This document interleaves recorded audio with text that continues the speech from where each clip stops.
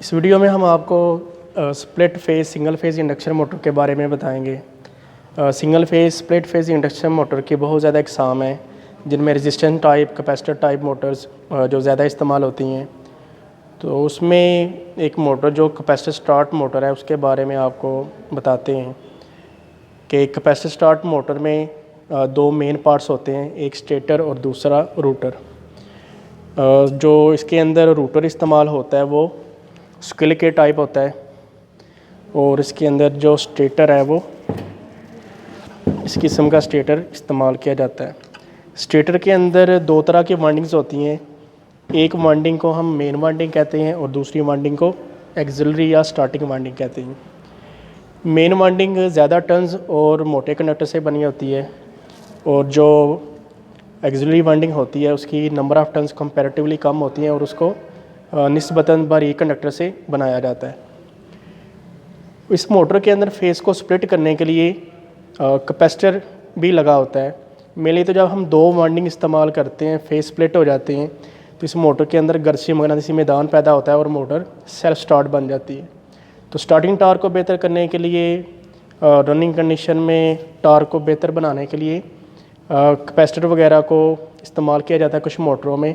अब चूँकि ये वाली मोटर कैपेसिटर स्टार्ट मोटर है, इट मीन्स कि ये मोटर सिर्फ स्टार्टिंग कंडीशन में, इसके अंदर जो कैपेसिटर है वो सिर्फ स्टार्टिंग कंडीशन में काम करेगा। मोटर को स्टार्टिंग के दौरान करंट को मिनिमाइज़ करने के लिए या टार्क बेहतर करने के लिए इसको इस्तेमाल करते हैं। तो जब मोटर की स्पीड 70 to 80% हो जाती है, तो उस वक़्त इसके पीछे जो आप देखें कि ये एक सेंट्रीफ्यूगल स्विच लगा हुआ है कि जब मोटर की स्पीड 70 to 80% होती है तो ये स्विच ओपन हो के स्टार्टिंग वाइंडिंग और कैपेसिटर को सर्किट से अलहदा कर देता है। तो इसमें देखेंगे ये कैपेसिटर है और ये इसमें ये एक सेंट्रीफ्यूगल स्विच है। तो इसकी बनावट अगर जल्दी से बता दें तो इसमें एक स्टेटर है जिसके अंदर दो वाइंडिंग्स हैं, मेन वाइंडिंग और एक्सिलरी वाइंडिंग, और एक्सिलरी वाइंडिंग के सीरीज़ में कैपेसिटर लगा होता है और उसके सीरीज़ में सेंट्रीफ्यूगल स्विच लगा होता है। तो स्टार्टिंग कंडीशन में ये जितने भी इसमें चीज़ें हैं, जितने भी ये कैपेसिटर या सेंट्रीफ्यूगल स्विच है, ये स्टार्टिंग कंडीशन में काम करते हैं और रनिंग कंडीशन में जो एक्सिलरी वाइंडिंग है और कैपेसिटर है वो सर्किट से अलहदा हो जाता है। अच्छा, ये चीज़ ज़हन नशीं रखेंगे, जब भी किसी मशीन को ऑपरेट करना हो तो उसका जो नेम प्लेट पे डाटा लिखा होता है उसको एक दफ़ा देख लिया जाता है। तो देखें इसमें ये जो मोटर है वो 175 वाट की है और इसकी स्पीड लिखी हुई है 1400 यानी 1400 रेवोल्यूशंस पर मिनट। ये स्पीड वैसे वेरी करती है, अगर नो लोड पे चलाएंगे तो 1400 से ज़्यादा होगी, लोड इसके ऊपर डालते जाते हैं तो 1400 के राउंड अबाउट इसकी स्पीड आएगी। 220 वोल्टेज इसके इनपुट वोल्टेज हैं और इसकी जो करंट है वो 2.2 एम्पेयर है। 50 हर्ट्ज़ और सिंगल फेज़ के लिए इसको डिज़ाइन किया गया है।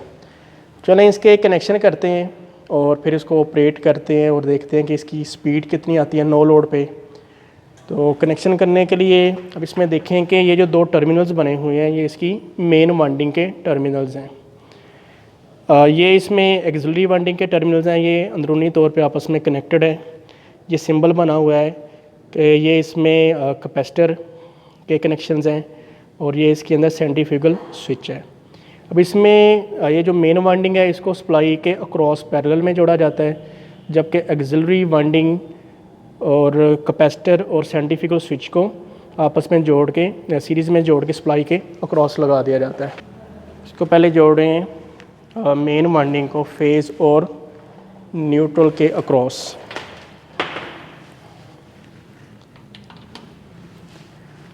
अब एक्सिलरी वाइंडिंग को जोड़ने के लिए मेन से ही इसको फेज़ दे देते हैं।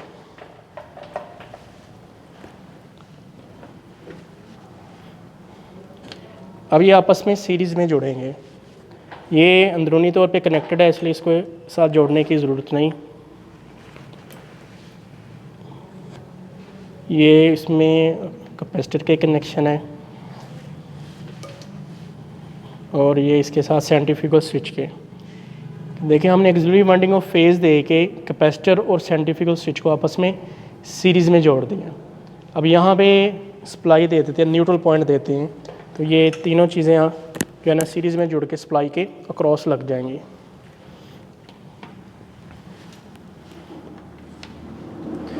इन कनेक्शन हो गया मुकम्मल।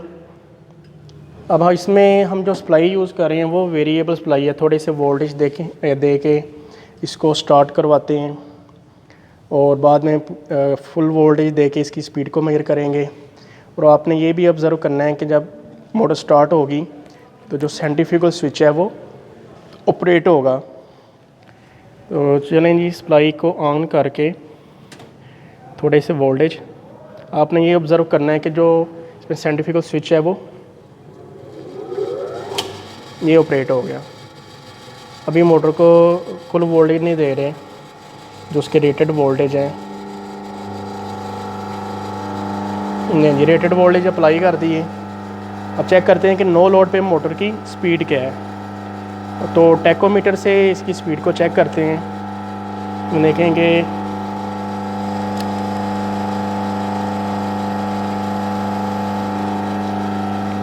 ये नो लोड पे है और नो लोड पे मोटर की स्पीड जो होती है वो सिंक्रोनस स्पीड के तकरीबन करीब होती है। तो इस वक्त ये स्पीड बता रहा है 1490 आरपीएम।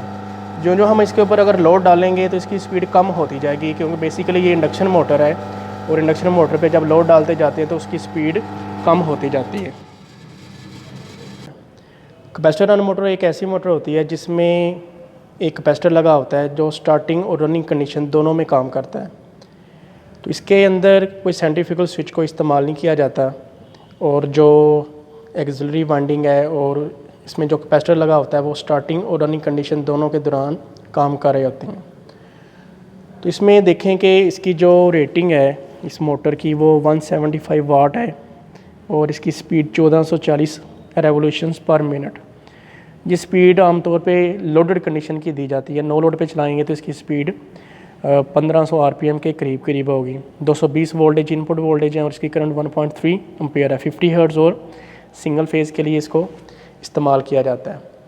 तो इसके जो कनेक्शंस हैं वो समझ लें कि ये इसकी मेन वाइंडिंग के 2 टर्मिनल्स हैं, ये एक्सिलरी वाइंडिंग के टर्मिनल्स हैं, अंदरूनी तौर पे कनेक्टेड है और ये इसमें कैपेसिटर के कनेक्शंस हैं।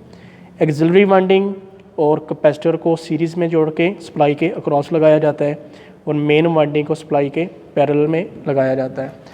चलें कनेक्शन करते हैं कि पहले इस मोटर की जो मेन वाइंडिंग है उसको फेज़ और न्यूट्रल के साथ जोड़ते हैं।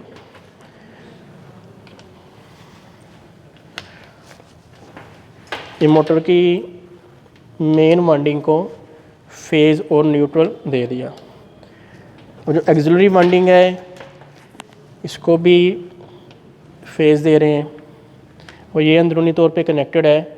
अब कैपेसिटर और एक्सिलरी वाइंडिंग को सीरीज़ में जोड़ने के लिए इन 2 पॉइंट्स को आपस में जोड़ लेते हैं और ये एक जो टर्मिनल कैपेसिटर का बच रहा है इसको न्यूट्रल देंगे। तो इस तरह से एक्सिलरी वाइंडिंग और कैपेसिटर सीरीज़ में जोड़ के सप्लाई के अक्रॉस आ जाएंगे। अब इसको भी ऑपरेट करके इसकी स्पीड को मेजर करेंगे कि ये नो लोड कंडीशन में किस स्पीड पे काम करती है। तो सप्लाई को ऑन करके इसको 220 वोल्टेज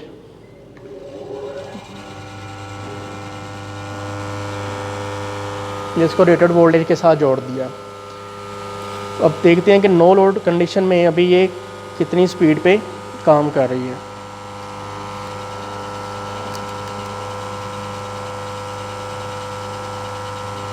हाँ, 1490 से थोड़ी सी ज़्यादा और 1500 से थोड़ी सी कम है। 1495 संभल है। जैसे कि पहले भी एक वीडियो में बताया कि जो इंडक्शन मोटर्स होती हैं वो सिंक्रोनस स्पीड से थोड़ी सी कम स्पीड पे काम करती हैं। तो 1500 आरपीएम से थोड़ी सी कम स्पीड पे ये नो लोड कंडीशन में काम करिए। जब इसके ऊपर लोड डालेंगे तो इसकी स्पीड दर्जा ब दर्जा कम होती जाएगी। जिस हिसाब से लोड डालेंगे उसी हिसाब से इसकी स्पीड भी कम होती जाएगी।